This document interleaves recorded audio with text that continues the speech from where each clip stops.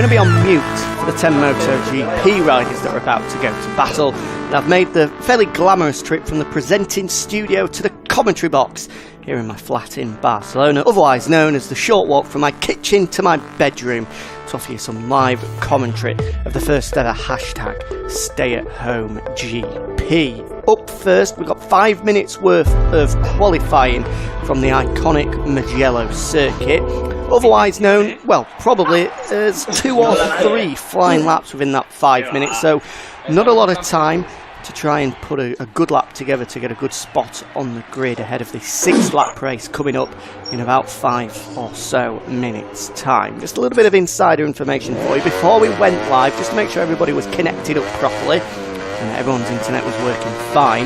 We did have a cheeky little free practice session.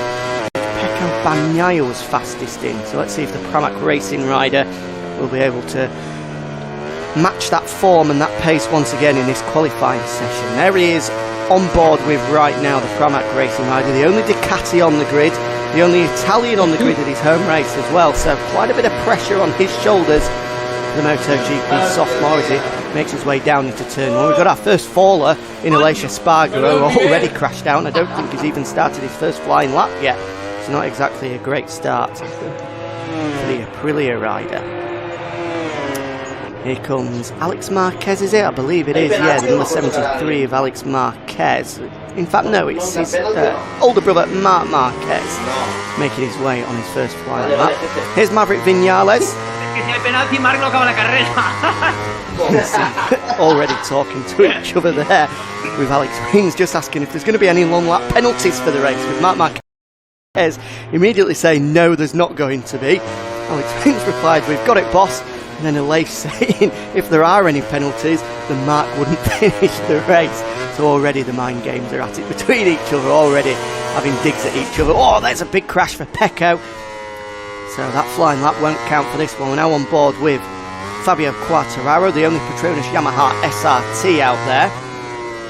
There he is flicking right now, the double apex right-hander. Mugello's such a super fast and flowing circuit. So important that you try and string a good lap together. One mistake will throw it away here.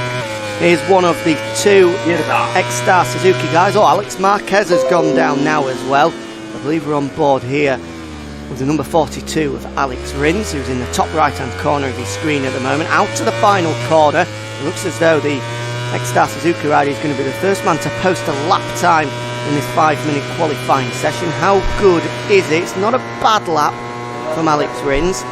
I'm sure that will be beaten, and it has done straight away. A 144.9 from Maverick Viñales.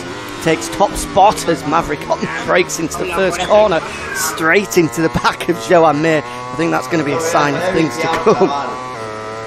Here comes Fabio Quartararo now over the line. Where will Fabio go? He goes fastest. A 144.2 from Fabio. A super lap from the young Frenchman.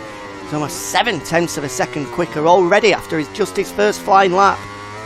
Well, we're pretty used to seeing that on a MotoGP race on a Saturday. Fabio Quartararo banging in the fast laps and taking pole position. Here's Aleix Espargaro then on board the Aprilia.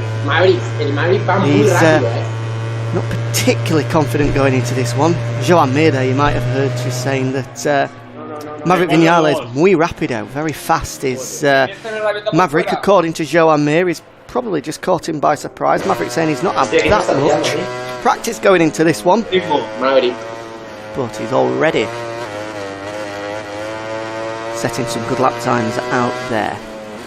Second quickest at the moment is Maverick, and read through that second sector as well. Looks like he's improving. Another man that's improving is Pecco Bagnaia here. Didn't set a lap time on his first flying lap after a crash, but this time around he's gone red in sector 2 and 3. Is it good enough for pole position? No, good enough for second. He's only a fraction away from Fabio Quartararo, less than a 10th of a second adrift of pole position is the Italian.